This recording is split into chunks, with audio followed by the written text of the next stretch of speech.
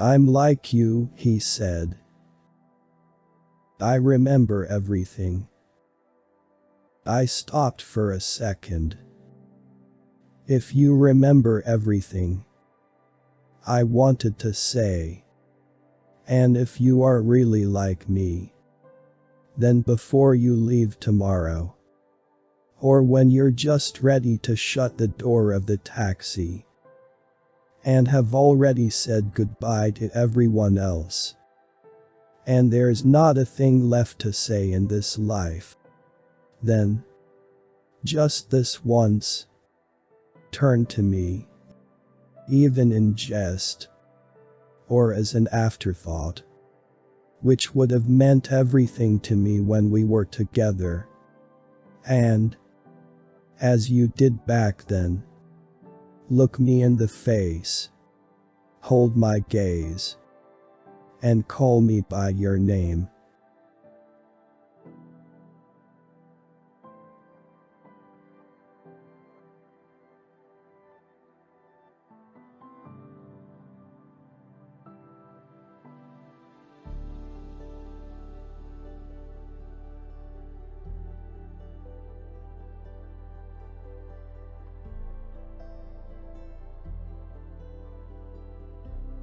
Part of the problem with the word disabilities is that it immediately suggests an inability to see, or hear or walk or do other things that many of us take for granted. But what of people who can't feel or talk about their feelings, or manage their feelings in constructive ways? What of people who aren't able to form close and strong relationships? And people who cannot find fulfillment in their lives? Or those who have lost hope, who live in disappointment and bitterness and find in life no joy, no love? These, it seems to me, are the real disabilities.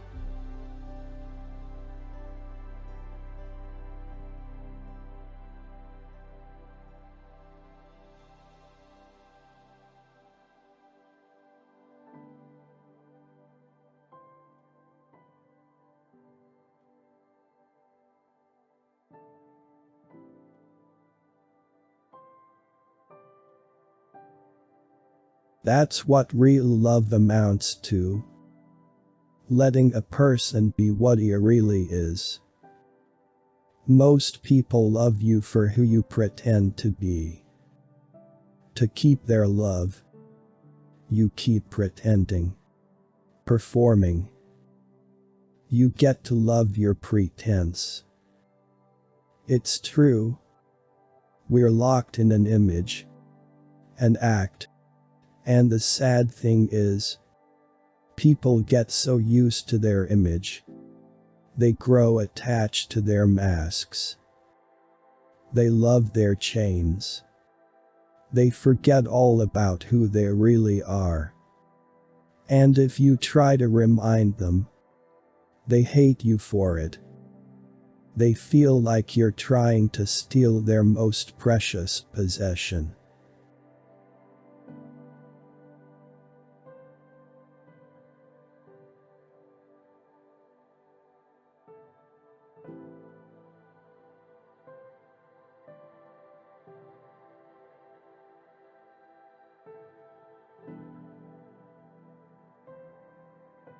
I'll fight it.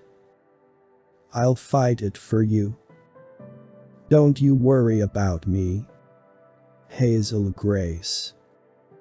I'm okay. I'll find a way to hang around and annoy you for a long time.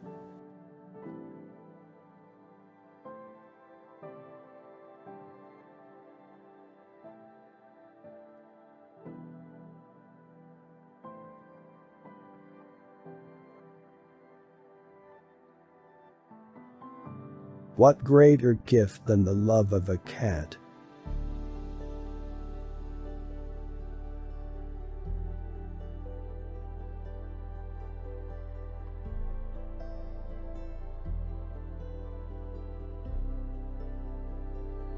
I was blind and heartbroken and didn't want to do anything. And Gus burst into my room and shouted, "I have wonderful news." And I was like, I don't really want to hear wonderful news right now.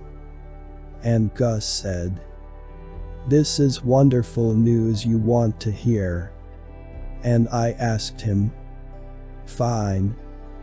What is it?" And he said, "You are going to live a good and long life filled with great and terrible moments that you cannot even imagine yet."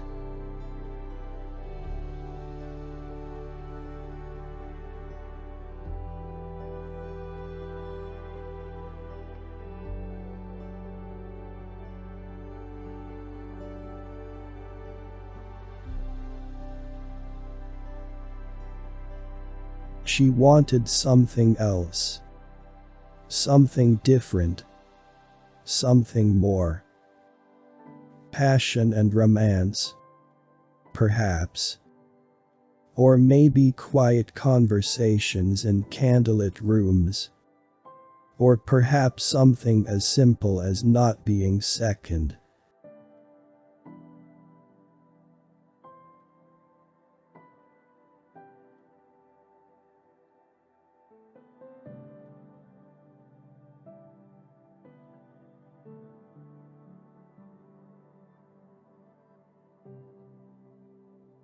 No woman wants to be in submission to a man who isn't in submission to God.